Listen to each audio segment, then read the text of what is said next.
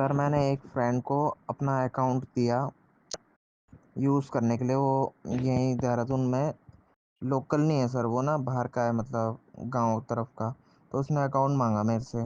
काफ़ी टाइम से वो मेरे साथ जॉब कर रहा था और अकाउंट दिया सर मैंने उसको। उसने कहा कुछ टाइम के लिए दे दे, 1 महीने के लिए, उसके बाद मैं तेरे को वापस दे दूंगा। मेरे को यूपीआई करने के लिए उसके लिए चाहिए। और उसने ही मेरा अकाउंट खुलवाया और लिया सब कुछ, डिटेल वगैरह, अकाउंट सब कुछ ले लिया उसका अकाउंट का। उसके बाद सर मेरे को अब आती है कंप्लेन, काफ़ी टाइम बाद, 1 साल बाद लगभग मेरे को कंप्लेन आती है कि यूपी पुलिस की तरफ से मेरे को वो आ रखा है, मतलब कंप्लेन आ रखी है 420 की। और इसमें कम से कम सर 1.5 सीआर का घोटाला कर रखा है सर। वो देखने के लिए सर मैं उसी बैंक ब्रांच में गया, बैंक स्टेटमेंट निकाली मैंने, अकाउंट नंबर मैंने कहीं से अरेंज करा, जो चेकबुक आई थी इस बैंक की उससे मेरे को पता चला अकाउंट नंबर। तो सर मैंने देखा और यहाँ मैं बहुत बुरी तरह फंस गया हूँ सर। इसका सोल्यूशन क्या है सर? उसको पकड़ाना है सर? क्या करना पड़ेगा सर? साथ में बैंक वाले कुछ पुलिस वाले कुछ प्रूफ भी मांगेंगे सर, थोड़ा आप हेल्प कर दीजिए प्लीज़, अर्जेंट है सर।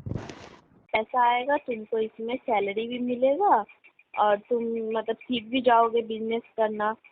तो मेरे हस्बैंड को 2,000 रुपये दिया और अकाउंट खुलवाया।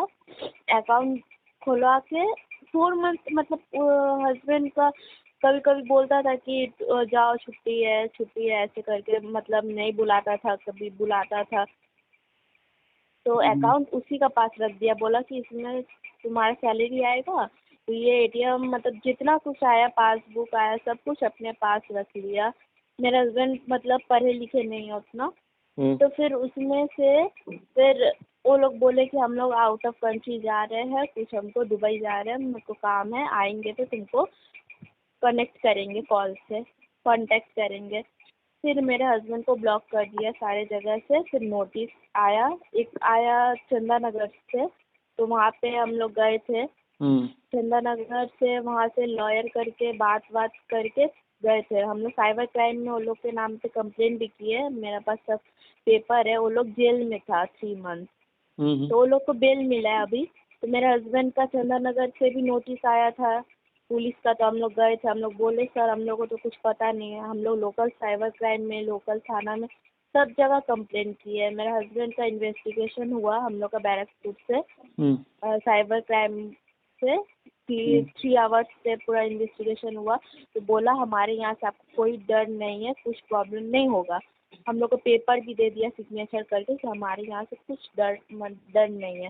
तो फिर केरला से नोटिस आया है, पर ये नोटिस है मतलब 4 महीने पहले का, पर हमको रिसीव हुआ है आज, हो रहा है 1 मंथ पहले रिसीव हुआ है। क्या करें? हम लॉयर को दिखाए तो लॉयर बोला तुमने जब रिसीव किया है नोटिस तो इसमें डेट क्यों नहीं लिखा है? तो वो लोग का तो केस और मजबूत हो जाएगा। केरला वाला बोलेंगे कि मैंने तो 4 मंथ पहले भेजा। फिर हम रोते रोते चले गए हम लोग का लोकल थाना में कि आप सर हमको नोटिस दिए तो आप तो हमको नहीं बोले डेट लिखने के लिए। बोला कि ऐसा कोई बात नहीं है, जितना तारीख को रिसीव होगा और जितना तारीख को हम लोग भेजेंगे नोटिस वहाँ पे उतना ही तारीख को दिखाएगा। तो अभी क्या करें? 94 बीएनएस का जो नोटिस आया है। लोग हैं हमारे देश में जो उनको ठगा जा रहे हैं, भोले भाले लोगों को लालच दे के जाने अनजाने में, कई बार जॉब के नाम पे, कई बार लोन दिलवाने के नाम पे आपसे कॉर्पोरेट अकाउंट, करेंट अकाउंट खुलवाया जाएगा आपके नाम पे। और फिर पूरा अकाउंट का जो भी एटीएम कार्ड हो या बैंक पासबुक हो, चेकबुक हो, नेट बैंकिंग एक्सेस, सारा कुछ ले लिया जाएगा। कई बार डायरेक्टली आपसे कहेंगे कि हमें अपना अकाउंट दे दो कुछ दिनों के लिए, कुछ महीनों के लिए, बदले में हम आपको इतना हज़ार, इतना लाख या इतना कमीशन देंगे। और फिर उस लालच में आप अपना अकाउंट दे देते हैं।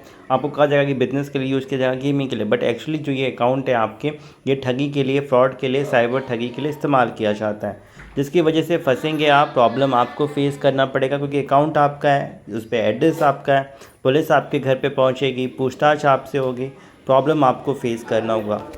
अपना बैंक अकाउंट किसी भी अन्य व्यक्ति को किसी भी हालत में, किसी भी कीमत में ना दें, वरना आप एक प्रॉब्लम में फंसेंगे। जैसे ही पता चलता है किसी ने हमारा अकाउंट ले लिया है तो उसकी खिलाफ़ कंप्लेंट जरूर करें कि इस व्यक्ति ने मेरा अकाउंट ले लिया है, मुझे बहला फुसला के, और उसका गलत इस्तेमाल कर रहा है, ये आदमी है, उसका ये पता है, उसका ये मोबाइल नंबर है, ये फ़ोटो है, जिससे कि कार्रवाई आप पे कम से कम हो, प्रॉब्लम में आप कम से कम फंसें।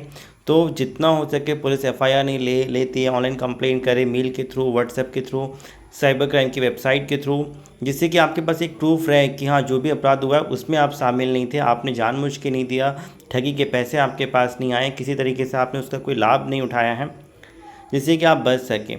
अदरवाइज़ साइबर ठगी में मेनली अगर आपका अकाउंट है तो प्रॉब्लम तो कहीं ना कहीं आनी ही है। पुलिस इनिशियल लेवल पर अरेस्ट करेगी ही, बाद में फिर बेल मिलता है या आप अपने आप को निर्दोष साबित कर पाते हैं, बट स्टार्टिंग में पुलिस का आपको अरेस्ट करने के चांसेस बहुत ज़्यादा होते हैं।